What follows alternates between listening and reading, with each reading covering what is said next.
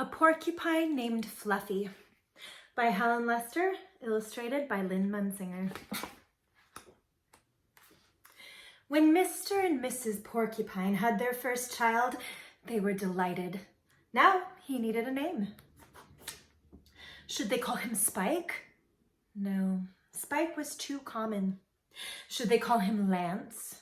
No, Lance sounded too fierce. Should they call him Needle Rooser? No, Needle Rooser was too long. Prickles, Pokey, Quillian? Then together they had an idea. Let's call him Fluffy. It's such a pretty name, Fluffy. But soon there came a time when Fluffy began to doubt that he was Fluffy. He first became suspicious when he backed into a door and stuck fast. That was not a Fluffy thing to do. He was even more convinced when he accidentally slept on his back and poked holes in the mattress, a very unfluffy thing to do. When he tried to carry an umbrella, he knew the truth without a doubt. Fluffy definitely wasn't. So he decided to become fluffier. Clouds are fluffy, he thought. I'll be a cloud. But he couldn't stay up. I know pillows are fluffy, he said. I'll be a pillow. But when his mother sat on him, she was not pleased. He tried soaking in a bubble bath for 45 minutes, but he did not become fluffy. He became soggy. He tried whipped cream. He put a little on each quill. It was not easy, and it took more than half a day. But this did not make Fluffy fluffy. They should have named me Gooey, he sighed.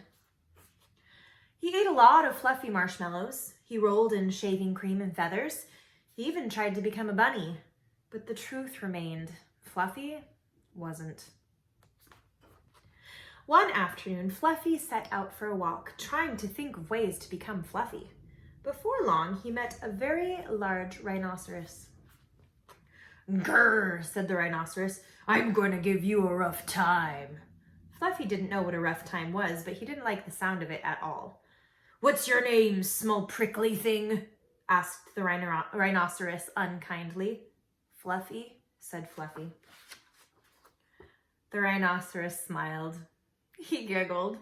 Then he laughed out loud. He rolled on the ground. He jiggled and slapped his knees. He roared with laughter. "A porcupine named Fluffy," howled the rhinoceros. Fluffy was embarrassed, but he tried to be polite. "And what is your name?" he inquired. "I can't say it," giggled the rhinoceros. "Hubert?" suggested Fluffy. "Oh, I just can't say it. I'm laughing so hard," said the rhinoceros. "Harold or maybe Herman?" asked Fluffy.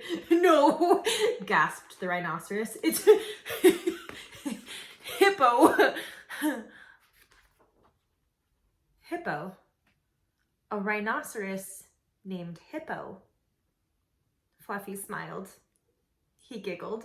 Then he laughed out loud. He jiggled and slapped his knees. He howled with laughter. "A rhinoceros named Hippo?" Fluffy cried.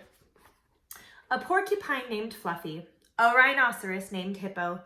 It was almost more than they could bear. Hippo and Fluffy rolled on the ground, giggling and laughing until tears came into their eyes. At last, they lay exhausted on the ground.